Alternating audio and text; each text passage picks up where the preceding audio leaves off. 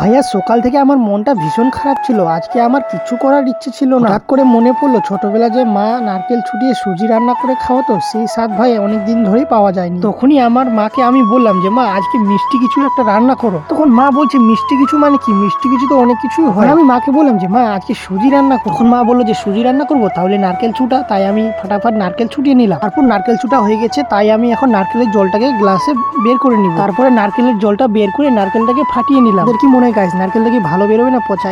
তো নারকেল ভালো বের হয়ে গেছে। তো কত সুন্দর লাগছে দেখার। দেখো ও ভাই কি সুন্দর নারকেল দেখার লাগছে। তো নারকেলটাকে ফাটানো হয়ে গেছে, তাই নারকেলটাকে এখন ছুটিয়ে নিব।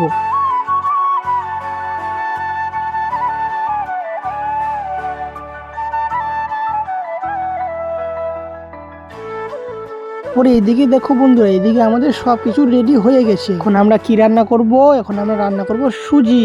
এই তো সুজি ডালা হয়ে গেছে।